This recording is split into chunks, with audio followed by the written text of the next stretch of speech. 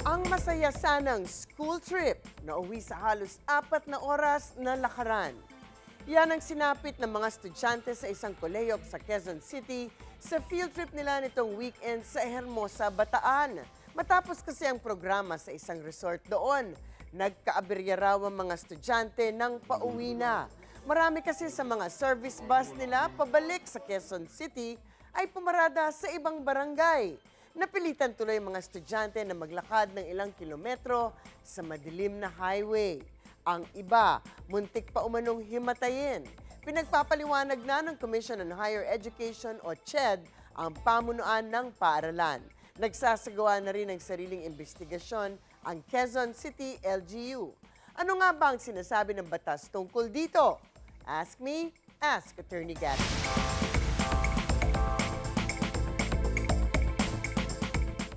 Attorney, sa ganitong sitwasyon, ano po ang posibleng habol ng mga estudyante, lalo na nga yung mga nahimatay? Well, unang-una, medyo maraming hindi maintindihan sa mga nangyaring ito. Talagang mapapakamot na lang kayo sa ulo ninyo sa mga naganap. Bakit kaya hindi mapabalik yung mga bus na yan? Bakit hindi pwedeng tawagan at sunduin ng mga bata? Kahit na ano pang kailangan ibayad, para lang bumalik sila. Bakit kailangan puntahan ng mga bus at kailangan palakarin ng mga bata ng ilang oras at sa kadiliman pa?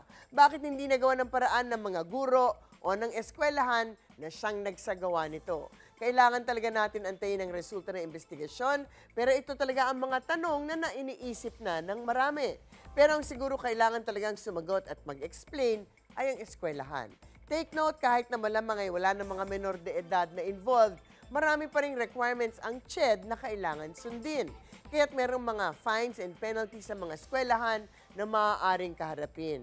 May CHED memo circular na maraming requirements na dapat sundin before, during, and after a field trip na ang mga participant ay mga nasa college or institutes of higher learning. Sanay kasi na, di ba, pag ang mga bata ay minor de edad na nasa grade school or high school, talagang nasa batas na ang mga school talaga ang dapat na talagang mananagot kung may mangyari. Pero parang ganun din kahit na nasa college na sila.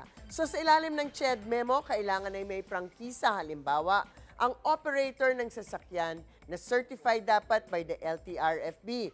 Dapat merong insurance, may coordination sa mga LGU na pupuntahan, may personnel in charge habang nasa field trip ang mga estudyante na talagang kung merong aberya, siya ang dapat hahanap ng solusyon. Maaari sanang magsampa ng kaso ang mga estudyante o ang kanilang mga pamilya laban sa eskwelahan o laban sa bus company para sa danyos o damages. Pero kailangan maipakita na nagkaroon nga ng damages na kailangan panagutan. Kung medyo nahimatay lamang, naku, baka walang damages sa ganitong kaso.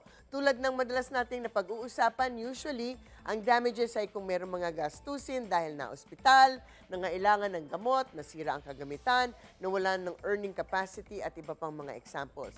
Kung walang maipapakita na damage, ay baka walang mababayaran. Attorney, kadalasan sa mga ganitong field trip, may waiver na pinapipirmahan sa mga magulang. Kung pinirmahan po ng magulang ang waiver, sakot po ba ang ganitong mga pangyayari?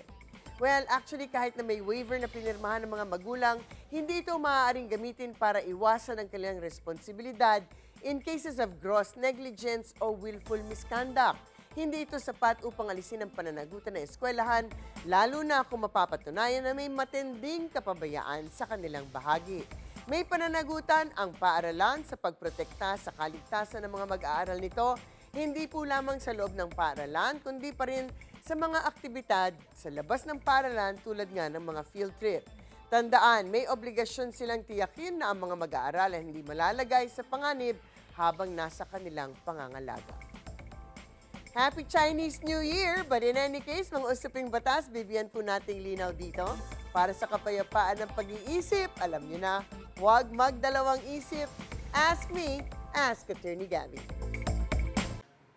Ikaw, hindi ka pa nakasubscribe sa GMA Public Affairs YouTube channel? Bakit? Mag-subscribe ka na, dali na, para laging una ka sa mga latest kwento at balita. I-follow mo na rin ang official social media pages ng Unang Hirit. Salamat, Kapuso.